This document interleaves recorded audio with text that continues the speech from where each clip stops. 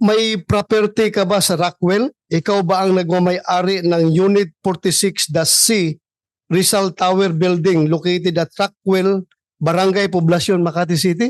Opo. Sa'yo yon, Opo. yung 46-C. Hanggang 2012 po, nabenta ko na ho yun. Wala na ako doon.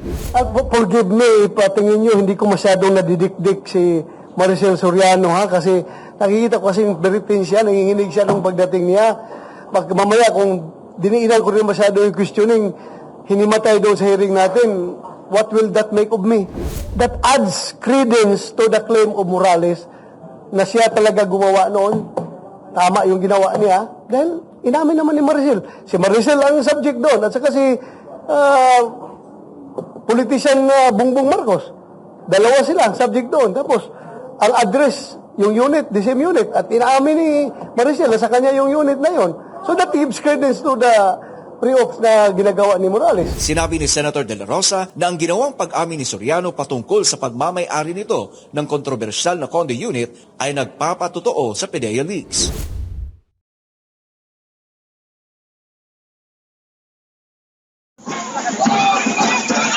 Ganito ang eksena sa harap mismo ng Senado araw ng Martes. Ang mga nagpoprotesta, kanya-kanyang bitbit ng placard. Sigaw nila, mag-resign na si Pangulong Bongbong Marcos. Ito rin ang parehong araw ng pag-iimbisiga ng Senate Committee on Public Order and Dangerous Drugs kaugnay sa PDEA leaks o yung sinasabing paglabas ng mga confidential document na nag-uugnay kay Marcos Jr. sa illegal na droga. Pero kahit mainit ang kaganapan sa labas ng Senado, ay tila malamig naman ang ulo ni Senador Bato de la Rosa, chairman ng nasabing komite, kay Maricel Soriano na kasama umano ni Marcos Jr. na gumagamit ng umano'y cocaine batay sa dokumento ng PDEA. Ipinatawag si Soriano sa pagdinig para ma-verify kung gaano katotoo ang kontrobersyal na dokumento. Sa kanyang salaysay, inamin niya na siya ang may-ari ng condo unit na nakasaad sa dokumento. May property ka ba sa Rockwell? Ikaw ba ang nagmamay-ari ng Unit 46-C Rizal Tower Building located at Rockwell, Barangay Poblacion, Makati City?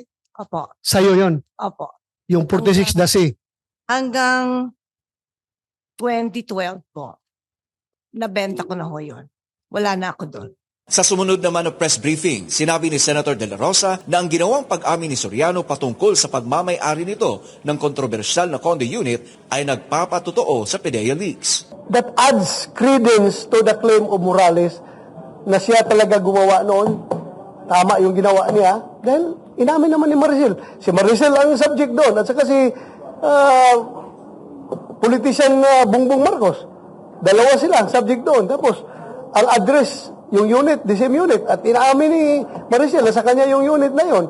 So that gives credence to the pre-ops na ginagawa ni Morales. Kaugnay nito ay humingi naman ng paumanhin ng senador kung bakit hindi na niya tinuloy-tuloy pa ang pag-usisa sa aktres na anya'y nanginginig na. At forgive me if tingin nyo hindi ko masyadong nadidikdik si Maricel Soriano ha, kasi nakikita ko kasing beritin siya, nanginginig siya nung pagdating niya.